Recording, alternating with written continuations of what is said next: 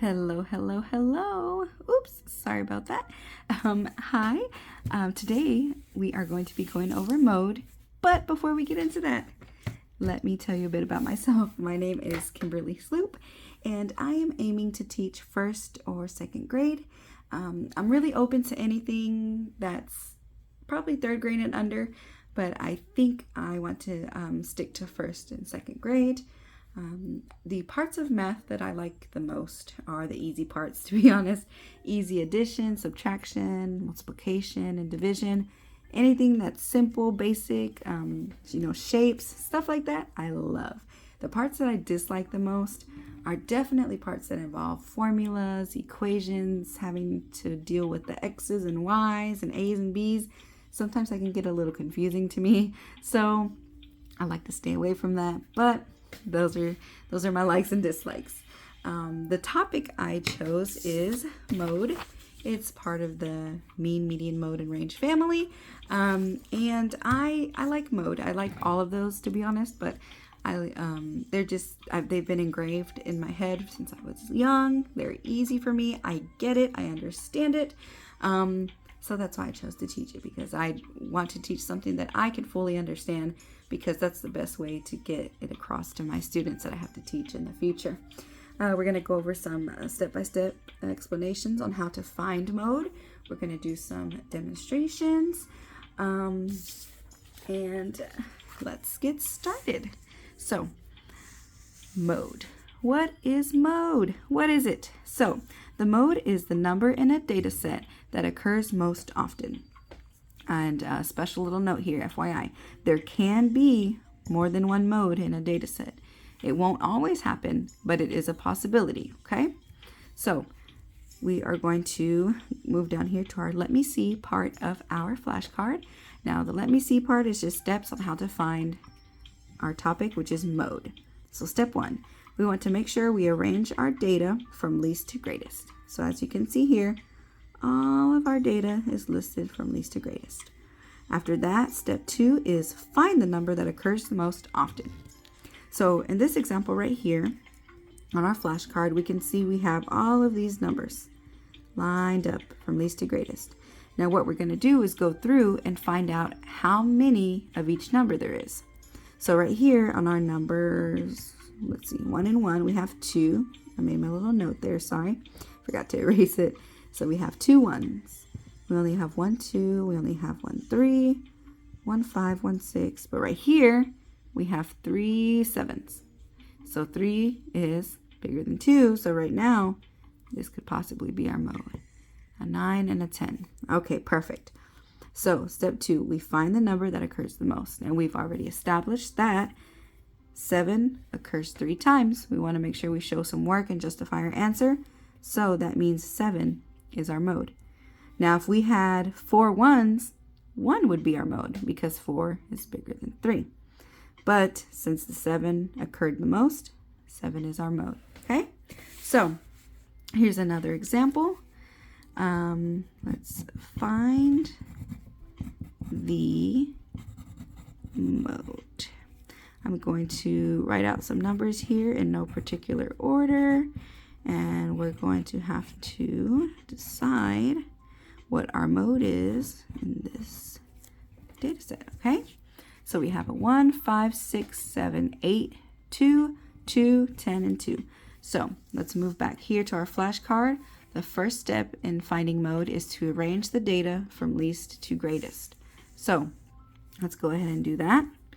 We have a 1.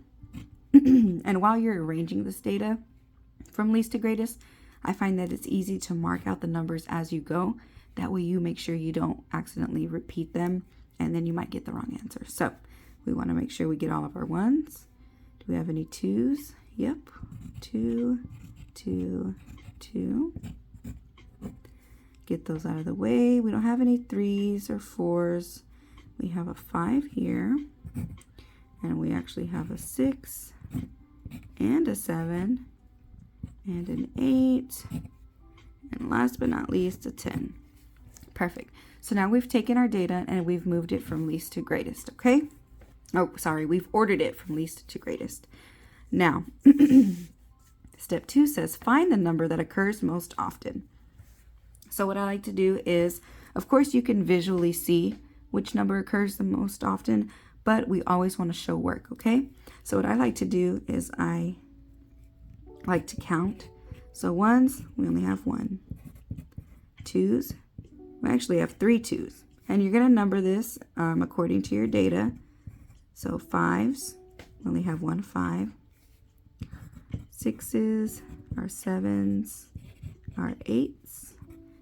We only have 1 6, we only have 1 7, and we only have 1 8. And our 10s, we only have 1 of those. So looking here, we can clearly see which number occurs most often, and that's our 2. So let's justify our answer. 2 occurs how many times? 3. So 2 occurs 3 times, which means our mode is 2. And that's how you find mode. Pretty simple, okay? So now we're going to move on to an example where we have more than one mode, because remember, that is a possibility, okay? So find the... Alrighty. Once again, I'm going to just give us a data set here in no particular order.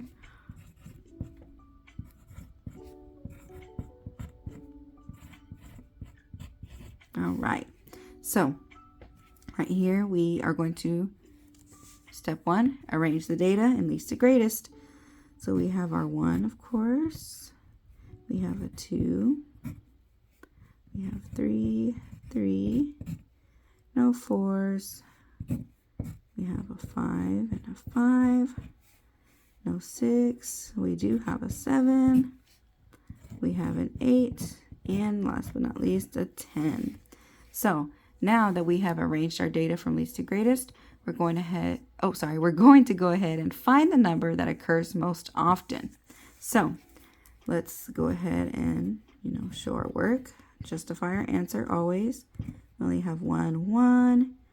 We have 1 2. We have 2 3s. And our 5s, we have 2 of those. 7s, only 1. 8s, 1. And our 10s, so you've got 1. So right here we can see that there are 2 numbers that occur the most often and actually the same. So we have 3 occurs 2 times, and we have the 5 that occurs 2 times. Therefore, our mode is 3 and 5. Usually you want to put a comma between them. Sometimes we can put the word and, but usually you want to separate them with a comma and make sure that you order them from least to greatest as well, okay?